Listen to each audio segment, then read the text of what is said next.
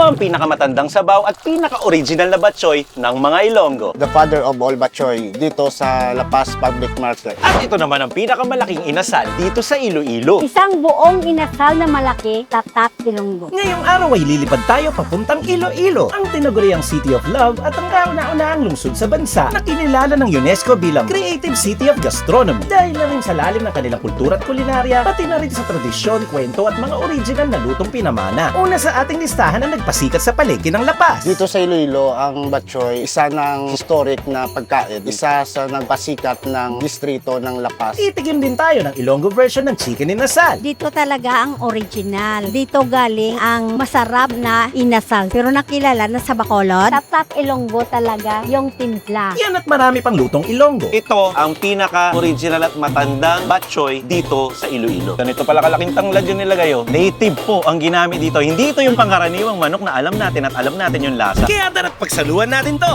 Let's go!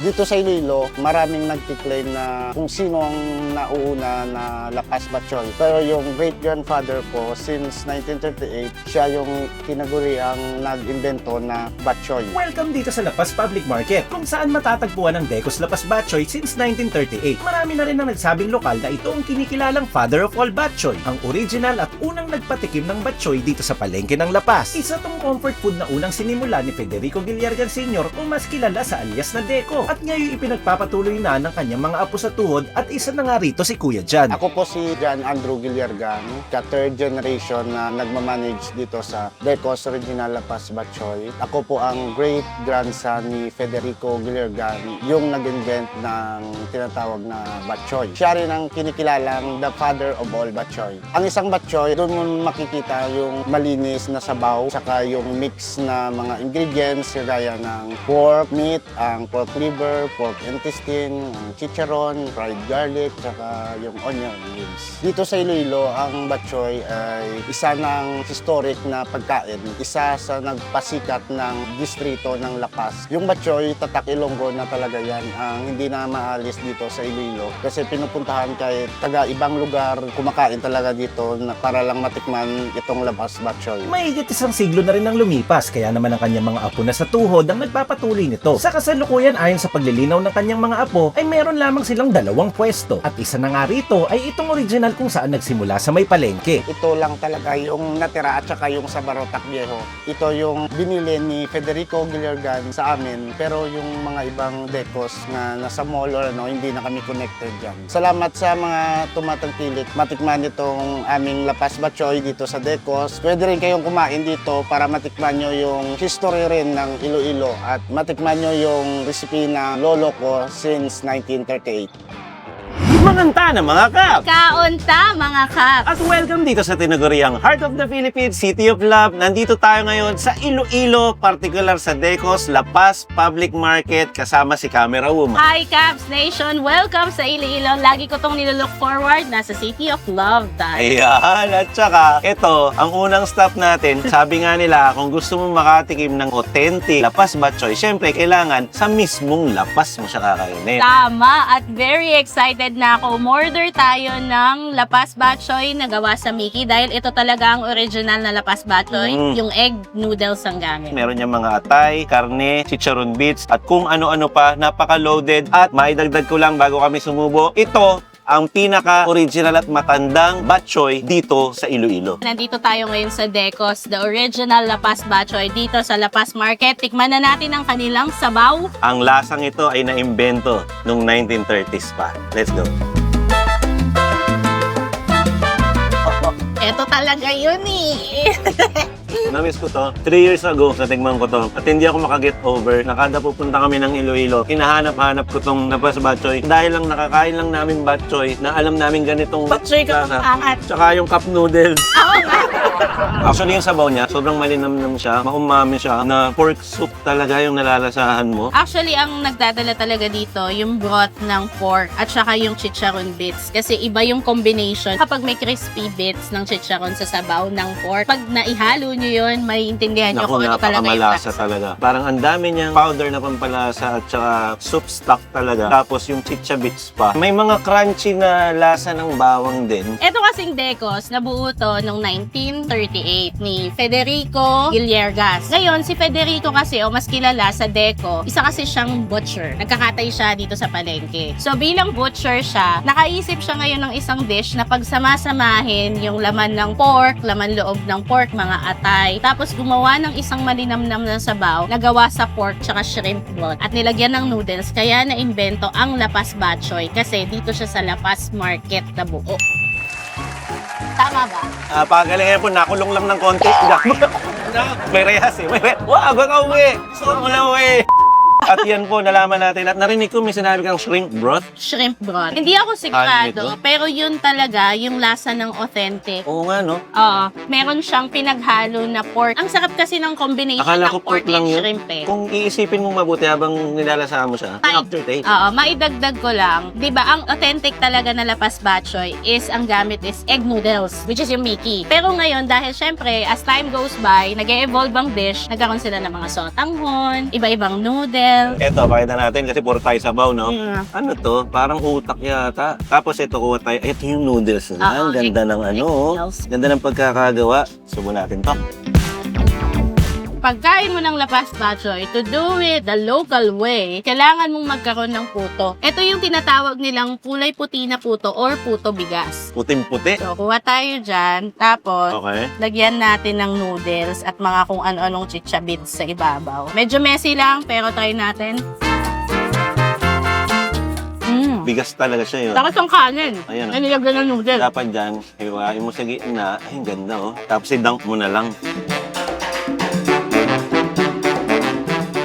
May mga karne siya, may laman loob. Alam mo yung feel na pag ninunguya mo ang laman loob, di ba? Para siyang medyo chewy, gummy, pero may mga noodles. Makasarap. Tsaka iba talaga ang lasa ng authentic at original. Nothing beats. A Jetsu holiday.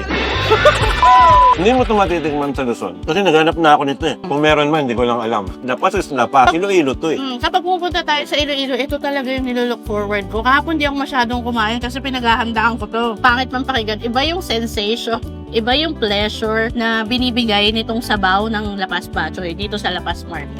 For me Ito yung soup na full of flavor. Parang nandito na lahat ng pasabog. Ang nawawala lang dito kung pwede lang idagdag. Pero mag-iiba kasi yung lasa. Baka. Actually, may baka naman talaga yung batchoy. Yan yung bone marrow. At saka meron ding beef meat kung gusto nyo magpadagdag. Meron din. Ngayon ko lang talaga nalaman na kumpleto Ricardo pala talaga ang pampalasa sa sabaw ng batchoy. Hindi lang agad mahahalata kasi nga parang nililito ka muna ng powerful nitong lasa. Sa unang higop, comfort food siya. Pero habang tumatagal, doon mo mararamdaman ang lalim ng linamnam at linis ng pagkakaluto. Alam mo pa lang talaga to. Marami pa tayong hindi discover kasama kayo. And promise, mag-enjoy tayo dito lahat. Iloilo to eh. Ilonggo food to. Iloilo. Busin lang namin to. Diretso tayo sa next stop. Let's Tara. go. Okay, so tapos na natin kainin itong mga in-order natin batchoy. Diretso na tayo doon sa susunod natin pupuntahan. Again, ito ang Decos, the father of all batchoy. Dito yan sa Lapas Market sa Iloilo. On to the next stop! Para sa ating next stop, ito yung kakaibang native lechon at saka inasal. At kasalukuyan ay nasa isang batya ang mga manok na minamarinate ni nanay ng sabay-sabay. Puro native. Kung makikita nyo, iba yung itsura ng manok. Kasi nung una, yung binibinta niya, yung mga katay-katay lang. Native chicken gid organic chicken no. Iba ang itsura talaga ng native sa common na alam natin na manok. Medyo mas malasa yan compared naman sa mga commercial na manok, syempre. Tapos yung mga nakikita nyong liquid dun sa side, yun yung mga marinade na ginagamit ni nanay. Nay, ano pong sangkap ng mga ganyan? Yung sangkap ng marinate namin sa native chicken, maliit na G at saka kalamansi, saka asin, mayroong tanglad, yun lang. Tapos sa loob po, walang ibang nilalagay. Asin, ahos, saka bumbay, dinidikdik. Ito yung asin na nilalagay na nanay, timplado sa loob. Ayun pinunit yung balat para sumiksik yung nilagay ni nanay na pampalasa. Ganun pala yung technique. Parang ipinulsa ni nanay yung asin dun sa loob. Ito. Ayan, para bawat kagat mo. Kapag yan walang lasa, ewan ko na lang. And at the same time, habang nilalagyan ng palaman sa loob ng mga asin, na-marinate na yan ng liquid. Hindi na ako makapaghintay makita yung pag-iihaw nito. Doon naman tayo next. Ang litson namin, 2003 kami nag-umpisa ng litson. Sa isang araw, maka-ihaw-ihaw kami ng mayroon 50, mayroon 100. Maraming order, marami din. Kasi nung una, yung binibinta niya, yung mga katay-katay lang. Bumibinta kami ng mga kalahati lang. Yung sabing inasal, tap Ilonggo talaga yung timpla ng Junior Rawit Native Lechon manok. Okay, so mula dun sa Central Market ay sasamahan tayo nila ate na pumunta dun sa iyaw-iyaw nila. Ortiz Street daw yon. So konting lakad lang, sinamahan na rin tayo ni nanay. Sumabay na siya sa paglalakad natin para mapuntahan natin yung pinaka-legend na lugar nila na Ihawan. Tinulungan tayo ni ate na makarating dun sa tindahan. Si ate ay pamangkin ni nanay. 5 minutes walk para makarating ka dun mula palengke. Magkano po ang isang buong ganito? 550. Ayan oh, ganyan na siya. Tas native. Ang lasa naman kasi ng native is parang parang, well, mas may laban po siya pag native, di ba? Mas matigas siya ng konti, pero mas malasa siya. Actually, kahit di mo timplahan ng native, malasa na eh. Paano pa kaya pagka tinimplahan ng pampainasan na ganito? Ayan oh, nakatayo silang ganyan. Actually, noon sa backyard, ginawa ko na to, ma-share ko lang. Tapos nung nagawa ko na siya, iniyaw ko siya, parang tsinelas. Pero ito, mukhang hindi ganun, no? Patunayan agad natin. Yeah. Sige, 10 po ang binili namin dito. Okay. Nagkakahalaga to ng 550 bawat isa para lang na alam ng mga viewers natin. Share. Bahala ka na kung saan mo gustong kagatin. May laban konti pero eto siya. Hindi naman. Di hamak na mas malasa to. Ang sarap. Native to eh. Bonus na yun eh. Pero ito siya, no? Kung transparent lang tayo, ganito yung laman niya. Iyon yung sinasabi kong laban, pero hindi naman laban na laban. Ayan, no? Na ano naman eh. Yan, no? Dali, di ba? At bukod dyan, kumuha din tayo ng chop version. Wala lang, gusto lang namin ng buo na hindi chop. Ito, kumuha pa rin naman tayo ng chop. So, syempre, sa normal na mamimili, gusto nila ipa-chop yan eh. Kami, normal na vlogger. Dito kasi sa Rawits, ang una talaga nilang binibenta na inasal is yung naka-quarter version or yung chop version talaga. Hindi siya yung whole. Nagsimula yan dahil may kumorder lang sa kanila. Try kaya nila na isang buo. Hanggang sa nagtuloy-tuloy at sumikat at hanggang sa nakilala sila na buong inasal or buong native na manok na yung kanilang tinitinda. Naririnig niyo po ba? Ayan. Medyo naririnig Ito, sila, no? live. Ayan. Live ngayon. Nakukuhanan po ngayon ang ating second angle, ang mga bagsakan ng manok nila dito. Ayan po ang mga native na manok na kinakain natin. Ngayon, ang manok ay napakahirap talagang ihawin yan. Kahit saan. Native. Basta inasal, di ba? Pa-native man o regular breed na chicken. Pero i-check naman natin to. Ito, usually, di ba? Pag dito tayo nahihirapan. Kahit ikaw, personal na ihaw, napakahirap. Pero tignan nyo, Juicy. ang juicy niya. May laban lang talagang konti yung sinasabi ko. Pero hindi naman OA na tigas yung sinasabi ko. Gusto ko lang sabihin na may konti. Ayun. Ayan siya. Tapos dito, binigyan tayo ng sinamak. Wow. So, isawsaw natin siya sa sinamak na may konting labuyo doon. Yeah, may saw-saw Kailangan, lagyan mo ng konting labuyo. Ayan. Saw-saw lang. Cheers. Cheers! Ang hang. Tapang mo. Ang anghang. Labuyo ginamit. Kailangan ikanin.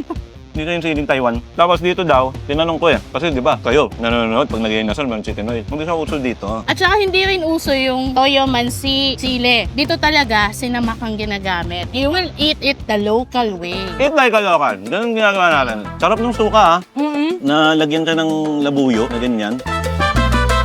Ramdam mo pa rin yung tanglad talaga. Yun pa rin naman yung ano niya. As inasal. Oo. Hindi siya matamis. Walang tamis. No, ang pinagkaiba nga lang, iba yung bawat kagat mo eh. May added flavor siya na hindi mo maipalawanag kasi alam mong native siya. Ito talaga ang home of chicken inasal. 1890s pa lang. Ah, ganun nakatagal? Na talaga. Dahil una talagang niluto ang chicken inasal sa Iloilo. Magandang trivia yun ha. Nagkataon lang dahil ang Bacolod at Iloilo ay magkakating isla lang. At yung mga kumakain dito at umu-order dito, kumbaga inaangkat sa Bacolod, mas sumikat siya or nakilala siya sa Bacolod. Pero unang ginawa ang chicken inasal dito mismo sa Iloilo. Ang inasal is parang word na to skewer, ituhog. Ituhog. Tapos Ihaw. ihaw. Sabi nila, yung salitang yun, talagang salita nila dito yun.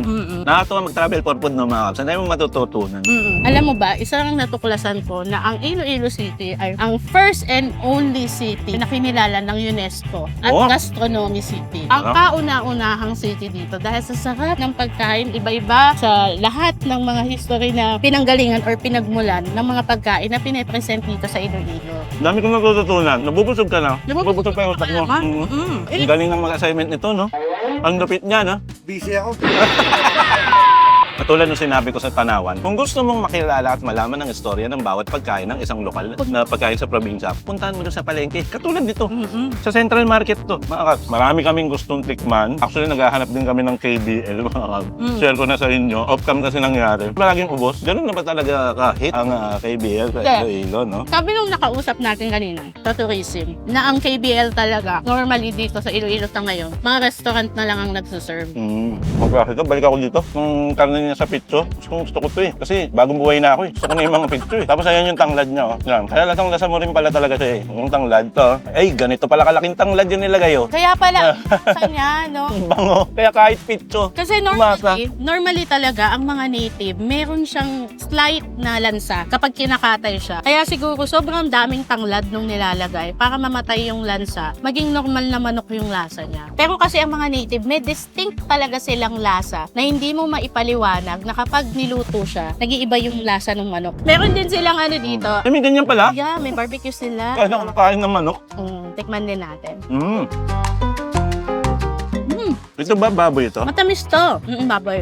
Sausaw natin. Nawala yung mga labuyo dito. Kinain mo lahat. Ay, meron pa dito. Kulay green. Ang Kulay sarap, green. nung suka nila na sinamak, burong-buro na. No, sarap ng suka din. Actually, hindi ko ginagawa na suka ang sausawan ko sa inyo. Sarap! Sarap po ng suka. Ano? Oh, yung pala yun. Para matutunayan lang natin. Sige. Oh, ganun pala yun.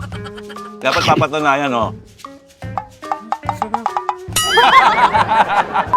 Kulay orange na yung suka. O kanina puti pa yan eh. Wala mo, Cubs Chess, parang aside sa Cebu, ito na yung parang gusto kong balik-balikan. Sarap ng pagkain dito. Parang kahit saan kami mapunta, ang galing nilang magluto dito. Parang nakakatuwa. Punta kayo dito mga Cubs pag nag-piece of fair. Iloilo is the best destination. One of the best. Parang kung bibigyan mo ko ng mga top food, syempre bias ako, Pampanga. Pero kung di ako Kapampangan, pwedeng number 1 sa akin yung Iloilo. Kaya nga may message ako sa mga Ilongga. May message ka pala? Oo, may message talaga ako. Hindi ko nga makabisado eh. Pero shoutout sa'yo, Ate Mel, yung caretaker namin sa building. Siya nagturo sa akin ito. Ate Mel, Oo, si Ate Mel. So, meron kasi akong pinasabi sa kanya. So, gusto ko lang sabihin, in Ilonggo way, ang pagkaon diri sa Iloilo, sigurado balikan gid, ninyo kay manamit gid. Namit gid, masarap. Oo. So, ang ibig kong sabihin, yung mga pagkain dito sa Iloilo, ang sarap balik-balikan kasi sobrang sarap nilang lahat. O kaya binabalik-balikan mo eh, no? Kasi pangatlong balik na namin dito sa Iloilo, so talagang namit gid. Diba? Hindi, dati pag pumupunta kami dito, literal na 3 oras lang kami dito. Day tour na. Lang kami Roro. Inahabol pa namin yung Roro na kaya talagang mabilisan lang. Hindi kami nasa-satisfy ng ganun lang, kaya nagstay kami ng 4 na araw dito para subukan yung mga hindi pa namin natikman, gaya ni Rawitz. Hindi naman lahat binlog namin, pero natikman naman namin halos lahat.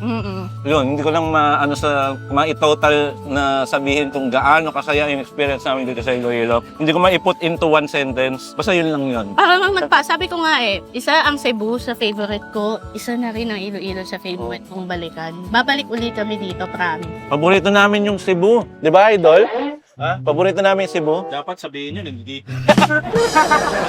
Lang si Idol kasama natin. Pero hindi ibig sabihin na nandyan si Idol. Nasa Cebu kami. Nasa Iloilo kami ngayon.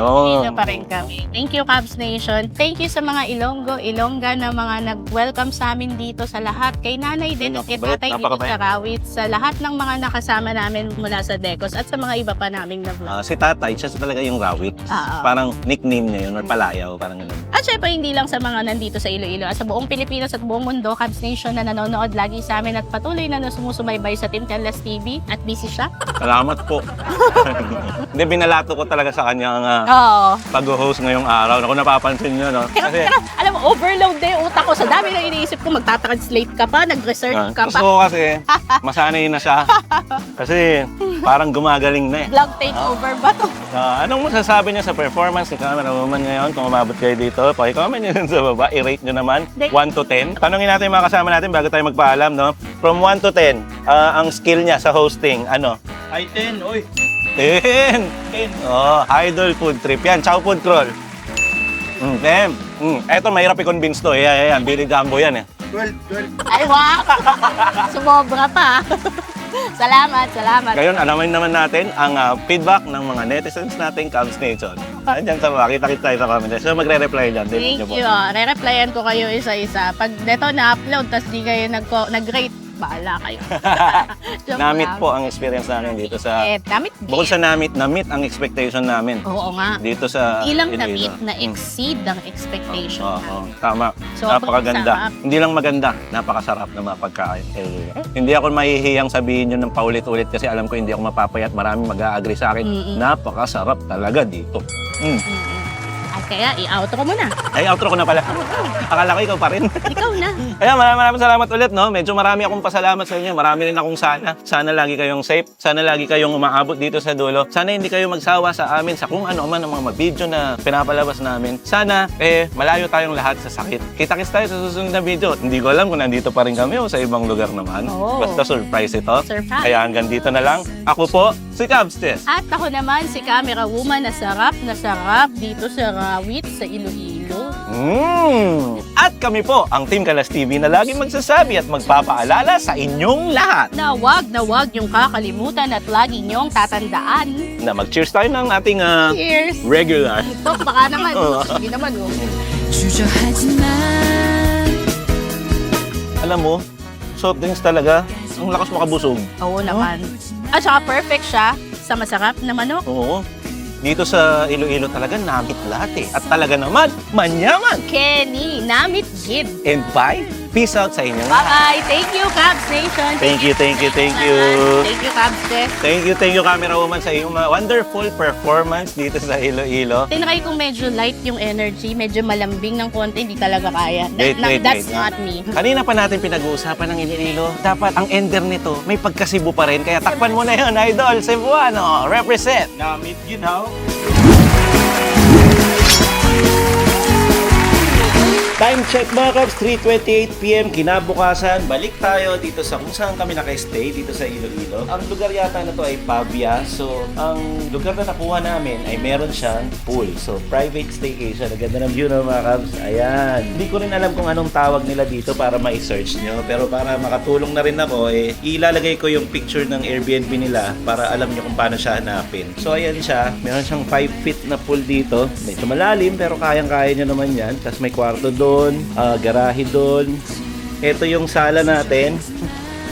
Huwag nyo na pong pansinin yung natutulog. Tayo maingay, baka magising. So ito yung pinakasala niya. Ibigay dito. Pwede kayong mag-board games dito sa sala na to kasi may mga board games sila. Tapos doon yung dining area, pati kitchen. Ito yung main door. Nandito ang pinaka-main gate nila sa labas. Meron pa yung taas. Pero yung taas na yan, kwarto lang yan. Tapos ayun yung kusina. Tapos meron CR dito. Meron ding kwarto doon. Tapos meron ding kwarto dito sa likod.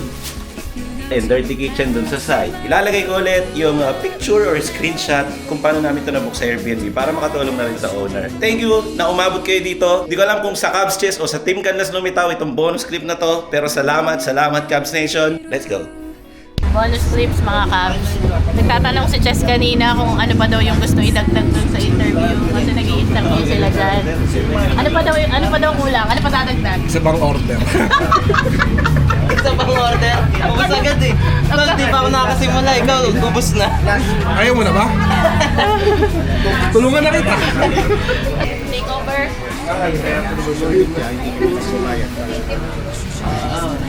Busy siya. Hindi mata-take over. Tinatanong kasi, di ba, kanina kung ano pa kulang.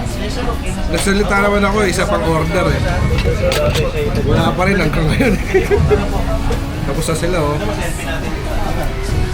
Wala pa kailang sa si Cabs Chess sa mga nakakamdaman mo. Walang feelings. Wala ka na kang jowa, hindi ka pa napakikinggan dito, no? Walang feelings.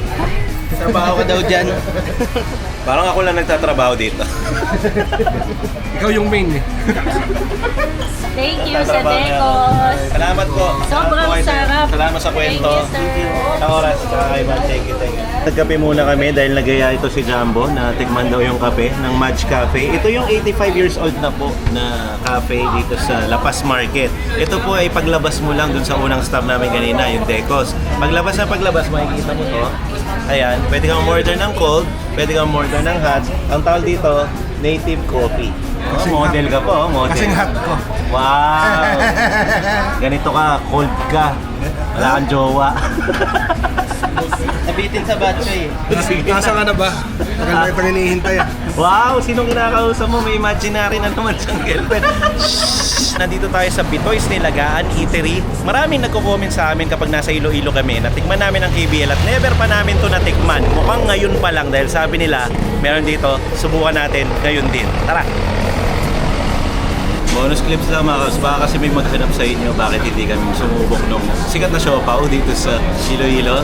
Tinry namin yun. Nandiyan pa ang Jumbo. Ayan yung Robert.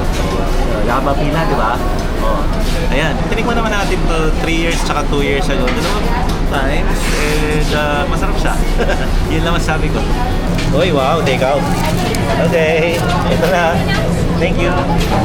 Parang ang sarap niya na idol ah. Ano lasa? Lasa niya parang siopaw. Hindi pa siopaw yan. Ay, siopaw pala to. Oh, masarap siya kasi para siyang may Chinese sausage, may itlog, lahat mayroon na. Busog. Oh, sobrang. Kahit Ano yan? Di ba meron siyang queen, mga ganon? Yung iba-ibang sizes? Ano Ito naman jumbo. Jumbo. Pero okay. Ito sobrang- pala yun eh. Ay, jumbo ito pala to. Kinain ka niya. Kaya pala ang sarap no. Ang sarap mo daw. Alam ko naman eh. Sige na, naglolokohan na lang kami dito. Next clip. Tol, wag ka na malungkot. Nag-take out tayo ng puso para sa'yo. Ay, Kawawa naman yung puso mo eh. nadadagdag yung puso ko. Matakaw mo naman sa puso. Panoorin niyo mga susunod naming upload. Maraming salamat kay Idol Food Trip. Ayun pala si Idol Food Trip. Hello. From Cebu. Nice. Nagkita kami dito. Nagtugma ang aming schedule. Grabe Ah, no, dito pa lang no. Oo. Pero wala tayo sa Cebu ah. Hindi wala. porket nakikita niyo si Idol Food Trip sa Cebu. Cebu hindi na pag dadali sa Iloilo, sumahambal ko Ilonggo. Oo. Marunong ka mag-Ilonggo? Hindi practice lang. Magkita-kita tayo sa susunod na episode. At kung hindi mo pa napapanood, pumunta kami ng Laguna at pumunta kami ng Tanawan. Yan yung mga next video na pwede niyong pagpilian. Bye-bye! Let's go! 안아주겠니